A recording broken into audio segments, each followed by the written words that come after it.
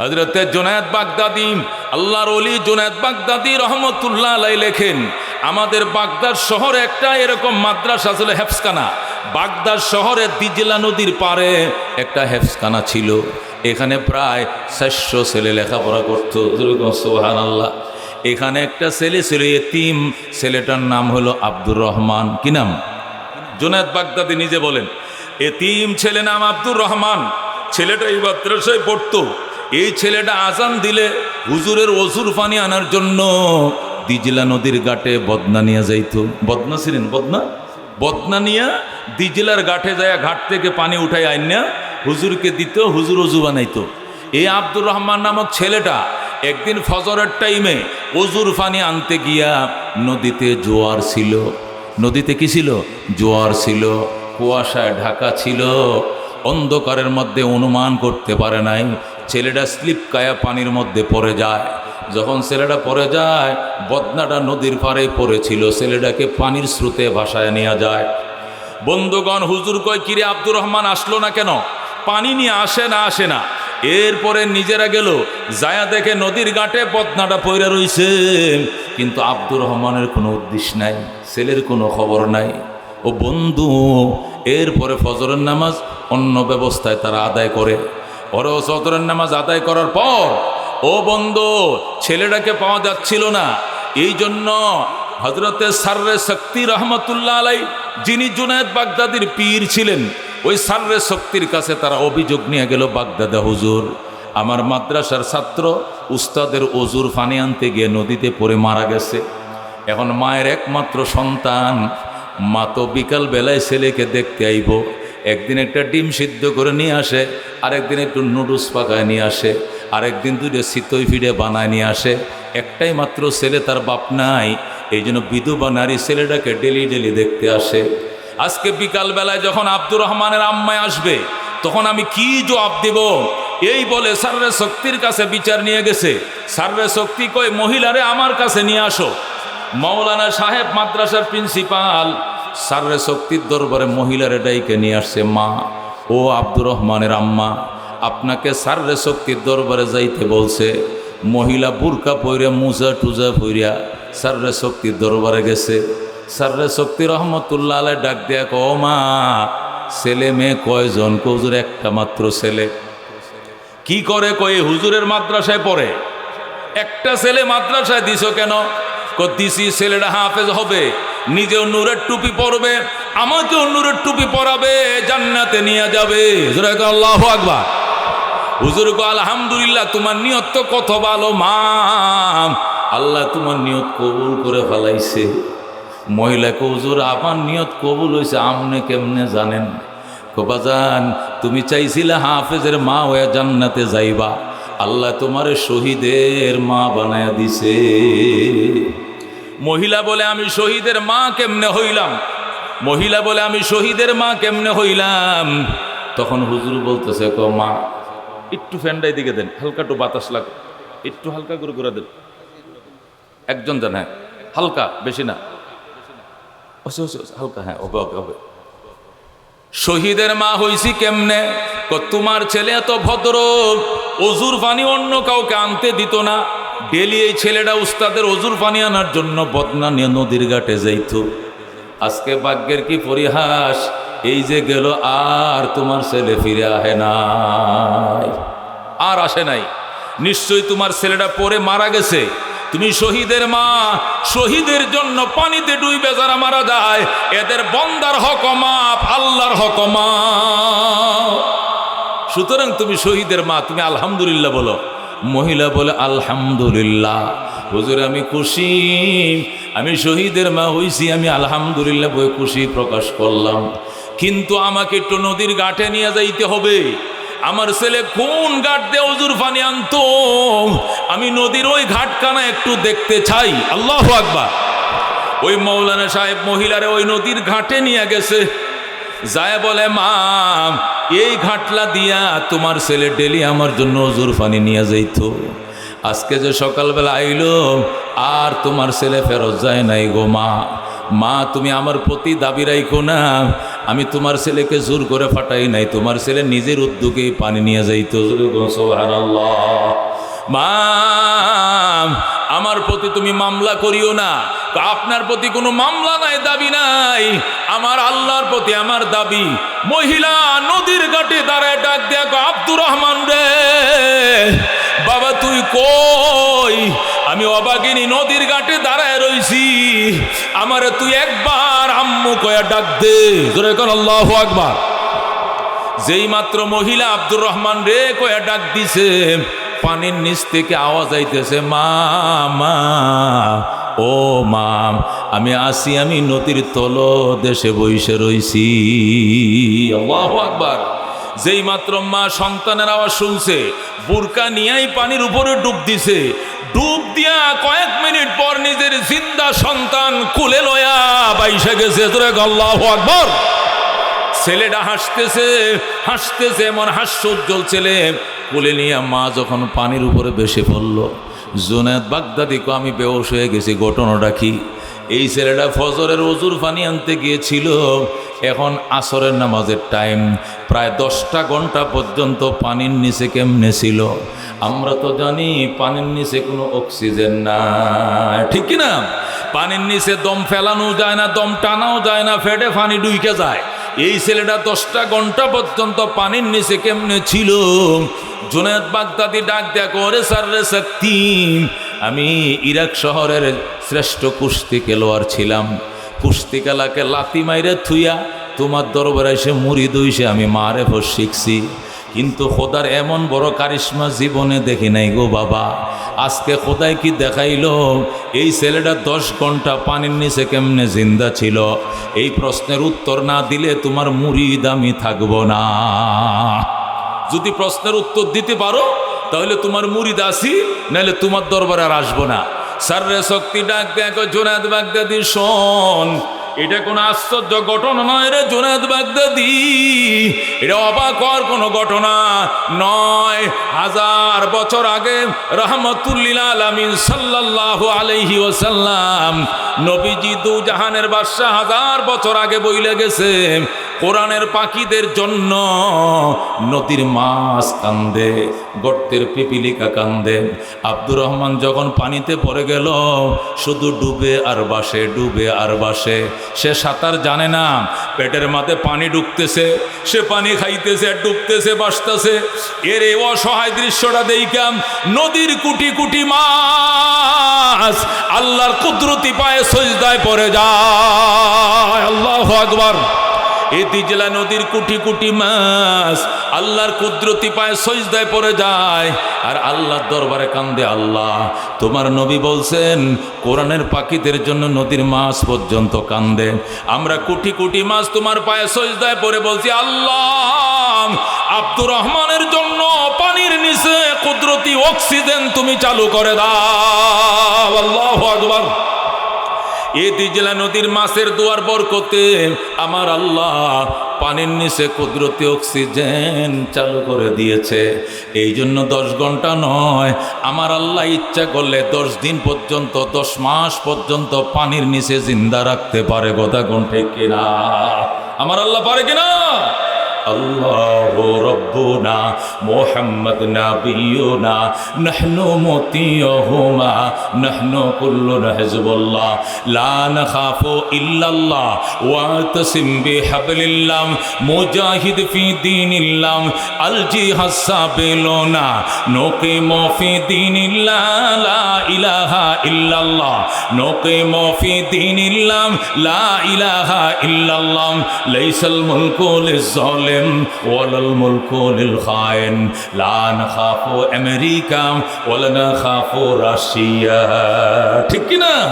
আলাউদ্দিন কসদুনা আল্লাহু রাব্বুনা মুহাম্মদ নাবিয়ুনা নাহনু মুতিয়ুহুমা নাহনু কুল্লুনা হিজবুল্লাহ লা নাখাফু ইল্লাল্লাহ ওয়া তাসিম বিহাবলিল্লাহ মুজাহিদ ফি দীনিল্লাহ আল জিহাদ সাবিলুনা নাহনু কুল্লুন জুল ইসলাম কানুনুহু আল কোরআন। ঠিক কিনা? নাহনু কুল্লুল ইসলাম কানুনুহু আল কোরআন ক্বালাল্লাহু ফিল কোরআন আল মুলকু লিররহমান আল মুলকু লিররহমান নুকিমু ফি দীনিল্লাহ লা ইলাহা ইল্লাল্লাহ নুকিমু ফি দীনিল্লাহ লা ইলাহা ইল্লাল্লাহ লাইসাল মুলকু লিজ-জালিম ওয়ালাল মুলকু লিল খাইন লা নাখাফু ইসরাইল ওয়ালা নাখাফু ইন্ডিয়া ঠিক কিনা?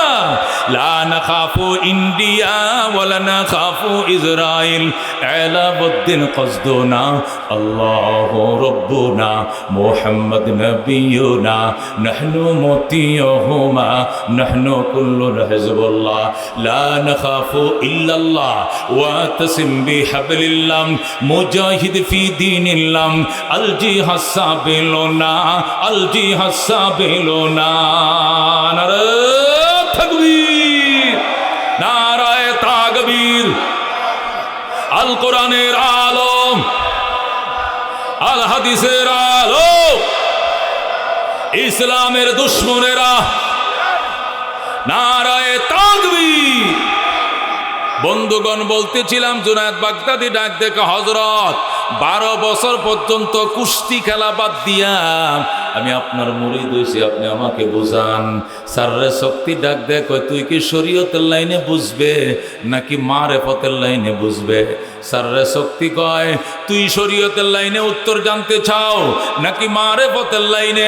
জুনায়েদকে হুজুর শরীয়তের লাইনেও বুঝান মারেফতের লাইনেও বুঝান।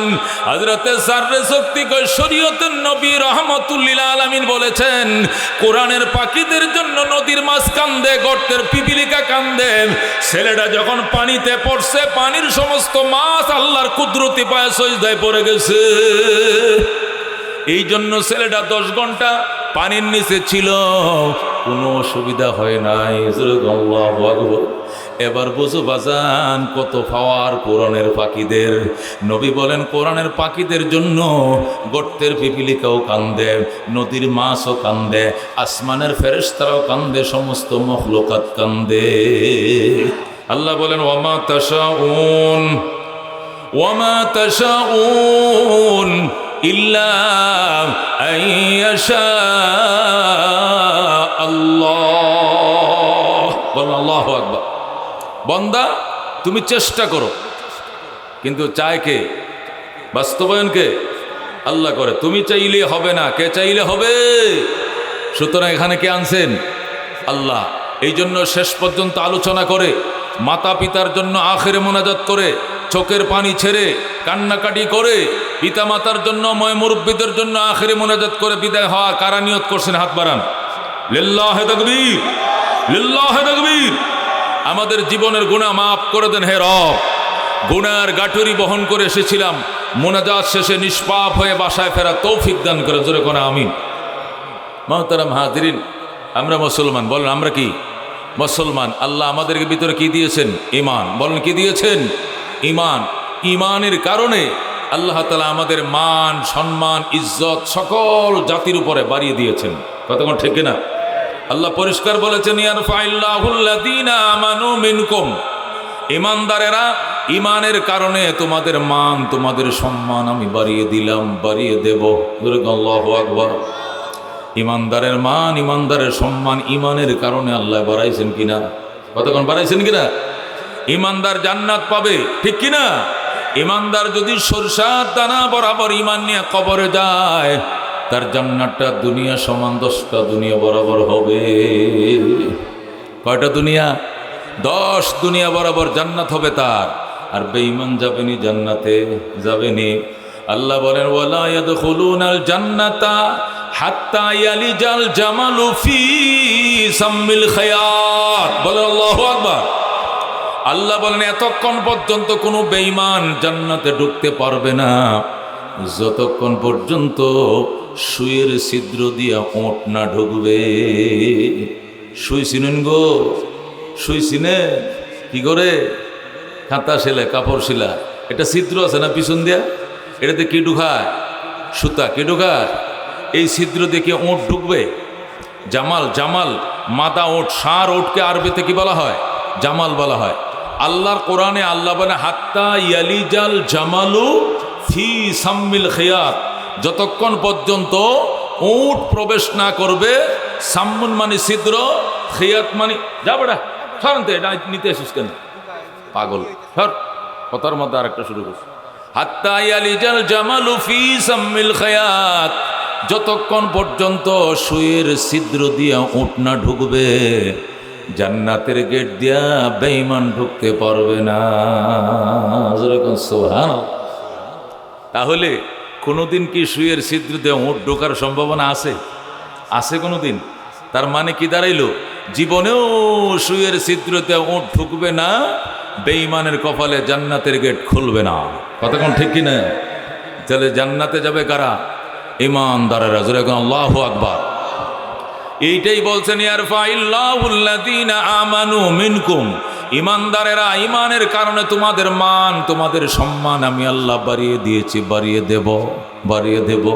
ওয়াল্লাযীনা উতুল ইলমা দারাজাত, আর যাদেরকে আমি ইলম দিয়েছি এদের মর্যাদা আমি অসংখ্য গুণ বাড়িয়ে দিয়েছি। সুবহানাল্লাহ।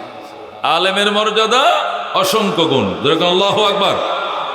প্রধানমন্ত্রীর মর্যাদা কতদিন? যতদিন প্রধানমন্ত্রী এতদিন। কতক্ষণ ঠিক কিনা?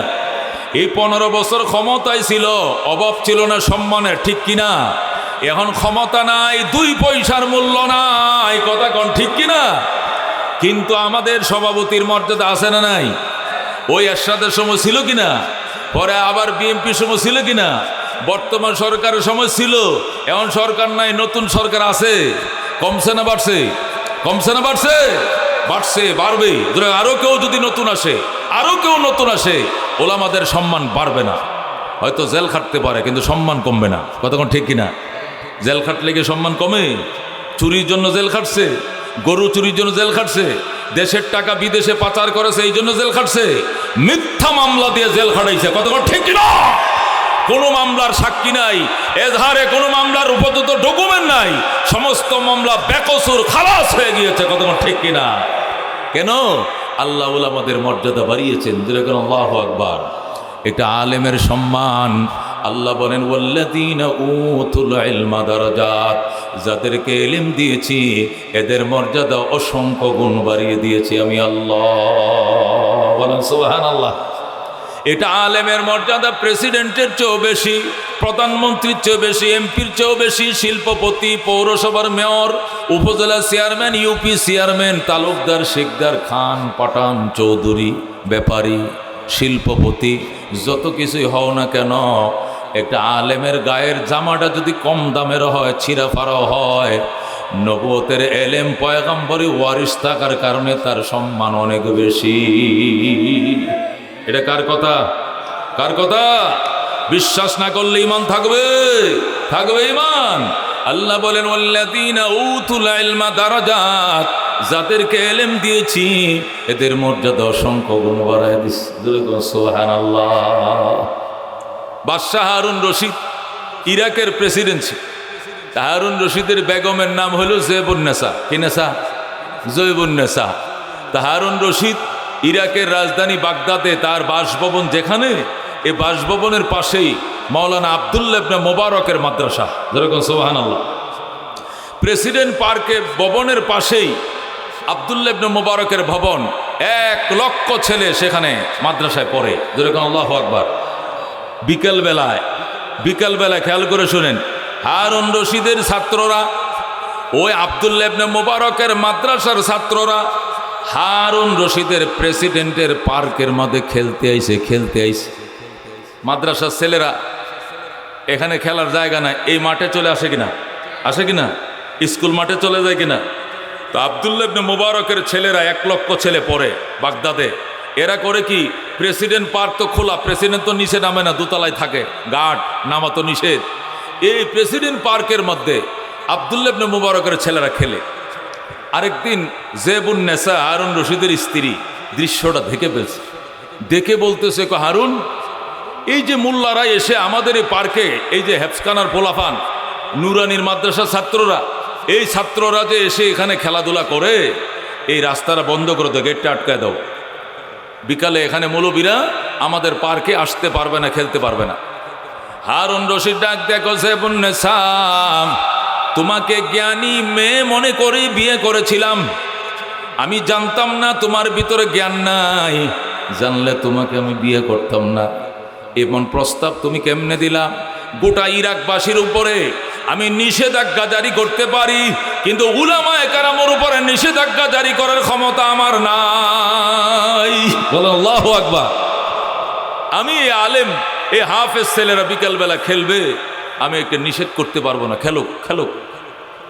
জেবুন্নেসা ডাক দেয়, হারুন রশিদ, আপনি ইরাকের প্রেসিডেন্ট হইয়া মৌলবীকে নিষেধ করতে পারবেন না? আপনার কি ক্ষমতা নাই? আমার ক্ষমতাই নাই। তাহলে আপনার কাছে আমার প্রশ্ন, তাহলে হারুন রশিদ প্রেসিডেন্ট, হারুন রশিদ বড় নাকি আব্দুল্লাহ ইবনে মুবারক বড়? আপনার মুখে শুনতে চাই। হারুন রশিদ ডাক দেখো জেবুন্নেসা, তুমি আবার ফাউল করছো। আগে একটা ফাউল করছো, এখন আবার ফাউল করছো।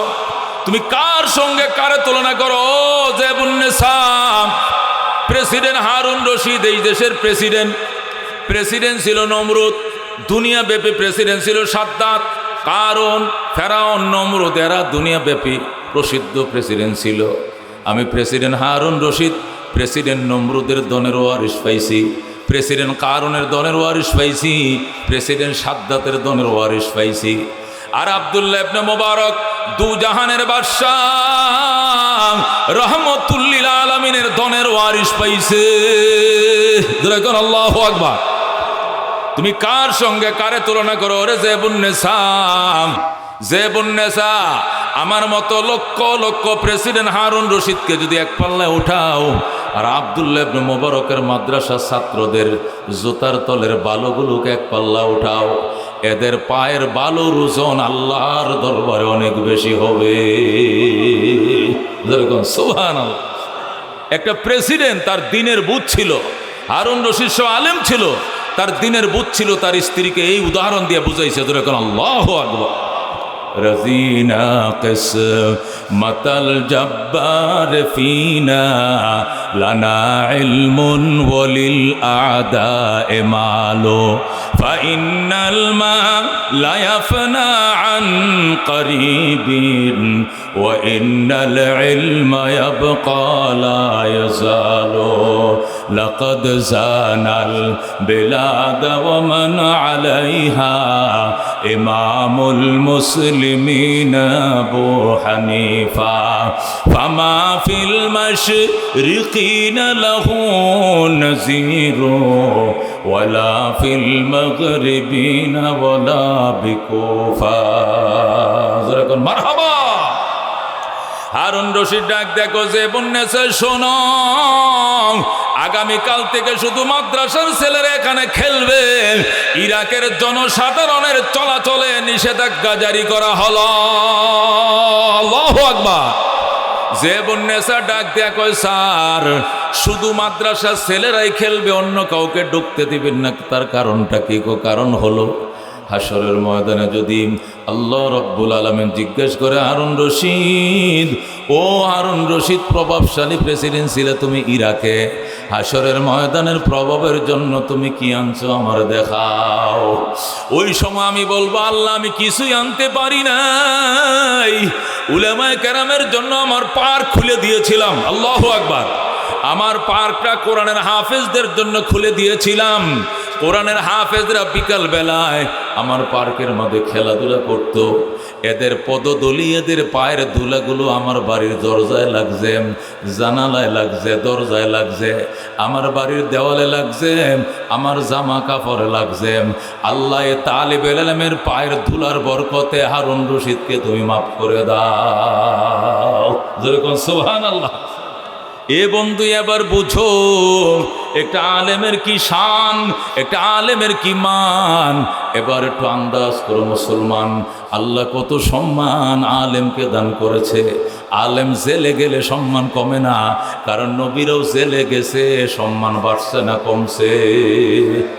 আমার নবী জেল খাটছে 3 বছর, হযরতে সুলাইমান আলাইহিস সালাম, হযরতে ইউসুফ আলাইহিস সালাম জেল খাটছে 7 বছর। কথা ঠিক কিনা? অনেক নবীরা জেল খাটছে, সম্মান কমে নাই। আল্লাহ তাদের সম্মান বাড়ায় দিয়েছেন।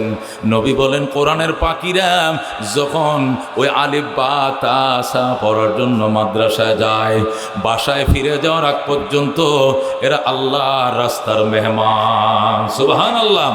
এরা যদি মারা যায় সারা শহীদ শহীদ শহীদ, দূরে আল্লাহু আকবার। এদের জন্য গর্তের পিপিলিকা কান্দে, এদের জন্য সমুদ্রের মাছ পর্যন্ত কান্দে। নবী বলেন হাত্তাল হিতানু ফিল মা, এমনকি পানির মধ্যে মাছ পর্যন্ত এদের জন্য কান্দে।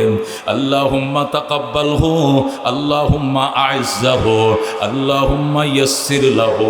আল্লাহু আকবার, আল্লাহু আকবার। দোয়া করতে থাকে মাছ, আল্লাহ যারা তোমার কোরআন শিখতে আইছে তাদের ইজ্জত বাড়ায় দাও, এদের কোরআন সহজ করে দাও, এদেরকে তুমি কবুল করে নাও, এদের সম্মান ইজ্জত তুমি বাড়ায় দাও। আল্লাহ এদের নিরাপত্তা দাও, এদের সম্মান ইজ্জতের গ্যারান্টি দাও। এই বলে নদীর মাছ পর্যন্ত এদের জন্য কাঁদতে থাকে। সুবহানাল্লাহ। আমার মাদ্রাসায় 1400 ছাত্র, দাওরায়ে হাদিস ইফতা পর্যন্ত। আমার মাদ্রাসা বর্তমানে 9 তালা। কয় তালা? 9 তালা। যখন 4 তালা ছাদ দিছি আমি 2004 সালে, তো সন্ধ্যার সময় কারেন্ট চলে গেছে। হেফসখানার এক ছেলে মাগরিবের ঠিক আজানের টাইমে কারেন্টটা চলে গেছে, গরম সইতে না পারে ইব্রাহিম নামে একটা ছেলে, বাড়ি কুষ্টিয়া, এই যায় উঠছে ছাদে, সে হেফজে শোনাইতেছে, হাফেজ শুনানি দিচ্ছে। ছাদে উঠে একটা এর সাথে ফিলারের সাথে দাঁড়ায় রয়েছে, এর উপরে ফেলছে। এদিক দিয়ে মাগরিবের 1 রাকাত প্রথম একামত চলতেছে, রাকাত শুরু হয়ে গেছে। এর মধ্যে হঠাৎ করে একটা দৌড়াদৌড়ি আওয়াজ। আমরা তো নামাজ ভাঙ্গিনে নামাজের মধ্যে ছিলাম। নামাজ ভাঙ্গার পরে সুন্নত না পড়ে দৌড় দিলাম, কি হয়েছে না জানি কি হয়েছে। যায় দেখি হাজার হাজার, ঢাকা শহরে তো মানুষের অভাব নাই, হাজার হাজার মানুষ জমা হয়েছে। কি হয়েছে? একটা এই মাদ্রাসা জামিয়া কারিমিয়ার একটা ছেলে 4 তালা 40 ফিট উপর থেকে নিচে পড়ে গেছে। আমরা তো কান্নাকাটি। বিটিভি আসছে, টেলিভিশন সেন্টার আমাদের সামনে, বাংলাদেশ টেলিভিশন, বিটিভি আসছে, অন্যান্য চ্যানেলগুলো আসছে, সাংবাদিক আসছে, আমাদের নামে মামলা হবে। রেলিং লাগান নাই, তাহলে দরজা খুললেন কেন, ছেলের উপরে উঠলো কেন, মামলা হবে। ইতিমধ্যে আমরা দৌড়ায় গেলাম, যাওয়ার পরে বলছি মামলা পড়ে আগে ছেলের খবর লো, ছেলেটা বেঁচে আছে কিনা, ছেলেটা বেঁচে আছে কিনা আগে খবর লো, মামলা টামলা পরে আগে ছেলের খবর লো। এরপরে যখন আমি দৌড়ায় গেলাম, যায়া দেখি ইব্রাহিম হাসতেছে। যেরকম আল্লাহু আকবার। 4 তালা মানে 40 ফিট উপর থেকে পড়ছে, ছেলেটা হাসতেছে। আমি বললাম বাবা তোমার কি অবস্থা? আমাকে প্রিন্সিপাল সাহেব গেছে, যাওয়ার পরে গো বাবা কি অবস্থা? হুজুর অন্ধকারের মধ্যে দেখলাম কালো একটা কি আইসা আমার ধাক্কাটা দিল, আর একটা সাদা কি আইসে যেন আমার নিচে দিয়ে তাবলিগের বিডিংয়ের মতো নরম একটা বালিশের মতো আমার নিচে দিয়ে ধরে ফেলছে। আমার আস্তে করে এনে শুয়ে দিছে, আমি কোনো ব্যথা পাই না। জোরে কোন সুবহানাল্লাহ। কিচ্ছু হয় নাই। এই ছেলেটা হেফজ শোনায়া আমাদের মাদ্রাসায় দাওরায়ে হাদিস পড়িয়া মৌলানা হইয়া কুষ্টিয়া গেছে। জোরে কোন আল্লাহু আকবার।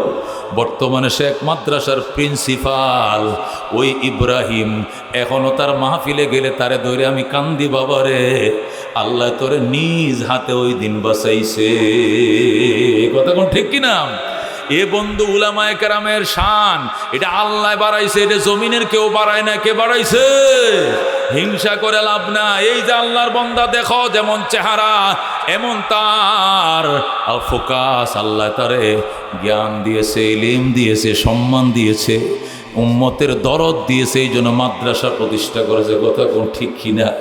এই বয়সে আমি বহু বক্তা বানাইছি, আমার সাথে রাইকা রাইকা এমন বক্তাও তৈরি করছি রে বাজান। আল্লাহর শুকরিয়া, আলহামদুলিল্লাহ। যাদেরকে আনলে এখন কি লাগে? বান্ডেল লাগে। কি লাগে? ওইটা আর আমি বললাম না। ও বন্ধু আল্লাহ বানাইছে। কে বানাইছে? খেদমত করতেছে। ও বন্ধু বলতেছিলাম ওলামায়ে কেরামের পাওয়ার। হযরতে সুলাইমান আলাইহিস সালাম ওনার কাছে সংবাদ আইছে, বাদশা সুলাইমানের কাছে সংবাদ আসছে। কি সংবাদ? যে তার রাজত্বের ভিতরে আরেকজন রানী আছে। সুলাইমান করে আমার রাজত্বে সূর্য ওঠে, আমার রাজ্যে সূর্য ডুবে, আরও রানী আছে। মানে আছে কে? রানী বিলকিস। সুলাইমান আলাইহিস সালাম সাথে সাথে চিঠি লিখলেন, হে হুদহুদ পাখি, আমার চিঠি রানী বিলকিসের কাছে পৌঁছায় দিয়ে আসো। বিলকিসের কাছে চিঠি গেছে, আল্লাহ তাআলা আলাইয়া ওয়াতুনি মুসলিমিন, মিন সুলাইমান ইবনে দাউদ, আমি দাউদ নবীর ছেলে সুলাইমান বলছি, আমি দাউদ পয়গম্বরের ছেলে সুলাইমান বলছি, আসলিম তাসলাম, ইসলাম কবুল করো শান্তি পাইবা, আল্লাহ তাআলা আলাইয়া ওয়া তুনি মুসলিমিন, অহংকার দেখাইবা না হে নারী বিলকিস, চিঠি পাওয়া মাত্র দরবারে হাজির হয়ে যাইবা, যেরকম সুবহানাল্লাহ, চিঠি পাওয়া মাত্র সিলিন্ডার করে হাজির হয়ে যাইবা। এই পত্র যখন সুলাইমান পাঠাইল, রানী বিলকিস নিজে আসে নাই, না এসে 3 বাহিনী পাঠাইছে, স্বর্ণের ইটা দিয়ে পাঠাইছে, আমার পক্ষ থেকে স্বর্ণগুলো গিফট দে সুলাইমানকে। সুলাইমান যদি দুনিয়া লুবি হয় তাহলে স্বর্ণের ইটা পায়া খুশি হয়ে যাবে, আর যদি দুনিয়া লুবি না হয় তাহলে আমি না যাইলে ওর আগুন থামবে না, আমাকে যেতে হবে। সেনারা যখন আসলো স্বর্ণের ইট নিয়া, হুদহুদ পাখি বলে, স্যার আপনার কাছে ম্যাডাম আসতেছে না, ওনার প্রতিনিধি দল আসতেছে, কিনিয়া অনেক হীরা জহরত স্বর্ণের মুকুট স্বর্ণের ইট আপনার জন্য নিয়ে আসতেছে। সুলাইমান কয়, কাকে লোভ দেখায়? আমাকে লোভ দেখায়, সুলাইমানকে লোভ দেখায়। এ দনবাড়ির মোড় থেকে এখান পর্যন্ত গারাডোবা পর্যন্ত পুরা 300 ফিট রাস্তা করবে, সোনার ইট দিয়া ঢালাই দিবি, যেরকম আল্লাহু আকবার। পরে ওই রাস্তা দেয়া সুলাইমান বিলকিসের রানীর সেনারা এদিক দিয়ে ঢুকবে, দেখায় দিব তার কাছে স্বর্ণ বেশি না আমার কাছে বেশি, যেরকম আল্লাহু আকবার। কি মনে করেন? মনে করেন দনবাড়ির মোড় থেকে এ পর্যন্ত অন্তত 10-15 কিলোমিটার হইব কিনা? 10 কিলোমিটারে ধরেন, 15 কিলোমিটার ধরেন, সবটা কি হবে? ডালাই হবে স্বর্ণের সুবরি দিয়া, 2 পাশে 10 ইঞ্চি দেওয়াল হবে স্বর্ণের সুবরি দিয়া, এখানে একটা গেট হবে সুলাইমানের বাড়ির সামনে, আর দনবাড়ির মুখে একটা গেট হবে মহাসড়কে। সেনারা যখন ইটা নিয়ে ঢুকছে, ডুইকে দেখে স্বর্ণের রোড, বিনা বাত্তিতে ঝলঝল করে রাস্তায় বাত্তি জ্বলতেছে, যেরকম আল্লাহু আকবার। তখন সেনারা অবাক হয়ে গেছে, হতভম্ব হয়ে গেছে, কার জন্য 50টা ইট নিয়ে রওনা করছ? রানী বিলকিস 50টা ইট দিয়ে আমাদেরকে পাঠাইছে, সে তো 50 লক্ষ স্বর্ণের ইটা দিয়ে রুট করে ফেলাইছে, যেরকম আল্লাহু আকবার। সুতরাং এইগুলো ওনার দরবারে ফকিরের ভিক্ষা হবে না, যায় লাভ নাই। এরা আবার ফেরত চলে গেল, যাওয়ার পরে বলল, ম্যাডাম আপনি না যাইলে হবে না, সুলাইমান বলেছেন আপনি যেতে হবে, আপনি শিগগির রওনা করেন। তখন রানী বিলকিস তার ভবন তালা মেরে, চাবিগুলো নিজের হাতে নিয়ে তালা মেরে 3 বাহিনী নিয়ে বিলকিস সুলাইমানের উদ্দেশ্যে রওনা করেছে, যেরকম আল্লাহু আকবার। হুদহুদ পাখি এসে সংবাদ দিল, স্যার ম্যাডাম আইতেছে। রানী বিলকিস রওনা করেছে। সুলাইমান বলেন, কতটুকু আসছে? পাইসে গেছে অনেক পথ, আর কতক্ষণ লাগবে? ধরেন না আর ঘন্টাখানেক লাগবে। সেই ইয়েমেনের সাবা থেকে, ইয়েমেনের কোথায় থেকে? সাবা থেকে জর্ডানের আম্মানে আসবে। সুলাইমানের রাজধানী হলো জর্ডান, বর্তমানে জর্ডান একটা রাষ্ট্র আছে আরবে, জর্ডানের আম্মান হইল সুলাইমান ইসলামের রাজধানী, আর বিলকিসের রাজধানী হলো ইয়েমেনের সাবায়। ইয়েমেনের সাবা থেকে জর্ডানের আম্মানে রওনা হয়েছে রানী বিলকিস 3 বাহিনী নিয়ে। সুলাইমান আলাইহিস সালাম 3 জিন পরীদেরকে নিয়ে মিটিংয়ে বসলেন, বসে বললেন, আমি চাই এমন একজন ব্যক্তি যিনি রানী বিলকিসের সিংহাসন, বিলকিস এখানে পৌঁছার আগেই তার সিংহাসনটা আমার কাছে নিয়ে আসবে, যেরকম আল্লাহু আকবার। এমন কে আছো? দাঁড়াও। ক্বালা ইফরিতুম মিনাল জিন্নে, ক্বালা ইফরিতুম মিনাল জিন্নে, কোরআনের মধ্যে ঘটনা আছে। আল্লাহ বলেন, জিনের মধ্যে ইফরিত নামক এক শক্তিশালী জিন বলল, আনা আতিকা বিহি, বাদশা সুলাইমান বিলকিস আপনার দরবারে আসার আগে তার সিংহাসনটা, ওই 7 তালা ভবনটা আপনার কাছে আমি হাজির করতে পারবো, যেরকম আল্লাহু আকবার। সুলাইমান বলে, কত সময় লাগবে? ক্বাবলা আন তাকুমা মিন মাকামিকা, আনা আতিকা বিহি ক্বাবলা আন তাকুমা মিন মাকামিকা। ও বাদশা সুলাইমান, তুমি যে সভাপতির আসনে বসছো, আসনের কাজ শেষ করে এখান থেকে দাঁড়ানোর পূর্বেই সিংহাসন তোমার দরবারে হাজির করবো, যেরকম আল্লাহু আকবার। সুলাইমান বলে, না হবে না, আমি তো এখানে আধা ঘন্টা অবস্থান করবো। আধা ঘন্টাই লাগবে। আধা ঘন্টা হলে হবে না, আধা সেকেন্ডের ভিতরে এখানে হাজির করতে হবে, আল্লাহু আকবার। আধা ঘন্টা হবে না, আধা সেকেন্ডের ভিতরে আনতে হবে। কে পারবা? দাঁড়াও। জিনরা বলতেছে আমরা পারবো না, পরীরা বলতেছে আমরা পারবো না। সুলাইমান আলাইহিস সালামের আপন খালাতো ভাই সুলাইমান নবীর ডান পাশে বসা। উনি সুলাইমানের মন্ত্রী পরিষদের উনিও সদস্য ছিলেন। সুলাইমানের মন্ত্রী পরিষদে জিন ছিল, ইনসানও ছিল, মানবও ছিল, দানবও ছিল। মানবরা সিলিন্ডার করছে আধা ঘন্টার আগে আনতে পারবে না, এবার দানব সিলিন্ডার করছে জিনেরা। এবার মানব দাঁড়াইছে সুলাইমান আলাইহিস সালামের আপন খালাতো ভাই, ওনার নাম হলো হযরতে আসেফ ইবনে বরখিয়া। কি নাম? হযরতে আসেফ ইবনে বরখিয়া, সুলাইমান নবীর খালাতো ভাই। সুলাইমানের পাশে বসে সে দাঁড়াইছে, দাঁড়ায় কো ভাইয়া আমি পারবো, আমি পারবো। কতক্ষণ লাগবে? কতক্ষণ লাগবে? কমুনি কম আনা আতিকা বিহি ক্বাবলা আন ইয়ারতাদ্দা আলাইকা তরফুকা। জোরে কোন আল্লাহু আকবার। হে বাদশা সুলাইমান, আমার খালতো ভাই, তামাম দুনিয়ার বাদশা, শুনো, তুমি তোমার চোখের পাতাটা বাড়ি দিতে দেরি হবে, চোখের পুতলি বাড়ি দিতে দেরি হবে, বিলকিসের সিংহাসন হাজির করতে দেরি হবে না। জোরে কোন আল্লাহু আকবার। অবাক হয়ে গেছে সুলাইমান। বলো কি? কহ সত্যি নি? কহ কেমনে? কয় চোখ বন্ধ করেন। বাদশা সুলাইমান চোখ বন্ধ করছে। এবার সুলাইমানের খালতো ভাই আল্লাহু আকবার আসেফ ইবনে বরখিয়া কয় এবার খুলেন। চোখ বন্ধ করছেন নেকো করছি, খুলেন। খুলছে, ওই দেখেন বিলকিসের সিংহাসন হাজির। বলো আল্লাহু আকবার। এটা কোরআনের ঘটনা, কোরআন শরীফে সূরা এই মুসলমান সূরা নামল 21 পারা। ধরে কোন আল্লাহু আকবার। শুধু সুলাইমান আলাইহিস সালাম চোখটা বন্ধ করছে, এরপরে খুলছে। খোলার সাথে সাথেই হাজির। যিনি আনছিল উনি কে? আল্লাহ বলেন ক্বালাল্লাযী ইনদাহু ইলমুম মিনাল কিতাব, ক্বালাল্লাযী ইনদাহু ইলমুম মিনাল কিতাব। এমন ব্যক্তি ওই সময় বলেছিল যার কাছে কিতাবের এলেম ছিল। জোরে বলো আল্লাহু আকবার। উনার কাছে তাওরাতের এলেম ছিল, উনার কাছে তাওরাতের এলেম ছিল, ওহীর এলেম ছিল। এলেমের পাওয়ার কেমন বাজান? ওই এলেমের পাওয়ার দিয়া চোখের ফলকে বিলকিসের সিংহাসন সুলাইমানের দরবারে হাজির করে ফেলেছে। জোরে কোন সুবহানাল্লাহ। এই জন্য কিয়ামতের কঠিন ময়দান হাসরে তোমার ওই জেন্টলম্যান ছেলে নামাজ পড়তো না, রোজা রাখতো না, হালাল হারাম মেনে চলতো না, তোমাকে জাহান্নামে টেনে নিয়ে যাবে। আর তোমার কোরআনের হাফেজ ছেলে ডাক দিয়া বলবে বাবা কাইদো না, ও গো মা তুমি কাইদো না, ও গো আমার শ্বশুরি কাইদো না, ও গো আমার শ্বশুর কাইদো না, চাচা চাচি কাইদেন না। খোদার কসম আমাকে জান্নাতের টিকিট দেওয়া হয়েছে, আমি জান্নাতে যাবো না, আপনাদেরকে সঙ্গে না দিলে একা জান্নাতে যাব না। বলে আল্লাহু আকবার। সে অনশন করবে, সে অনশন করবে, বলবে আল্লাহ আমার জান্নাতের টিকিট দিয়েছেন, গো শিগগির যাও, জলদি যাও। বলবে আমি যাবো না কেন? আমার মায় কাঁদতেছে, আমার কান্নার আওয়াজ আইছে কানে, আমার বাবায় কাঁদতেছে জাহান্নামে, আমার আব্বা আম্মাকে আমার হাতে না দিলে আমি যাবো না। আল্লাহু আকবার।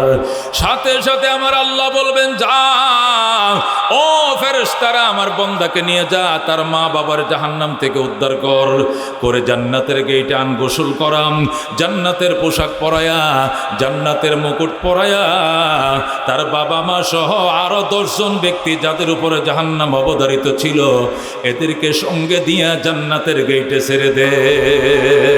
আল্লাহু আকবার। আজকে সেই উলামায়ে কেরামের শানে, আলেমদের শানে আলোচনা করব। চোখের পানি রাখতে পারবা না মুসলমান, শুনতে কারা কারা রাজি আছেন? হাত বাড়ান। লিল্লাহি তাকবীর, লিল্লাহি তাকবীর।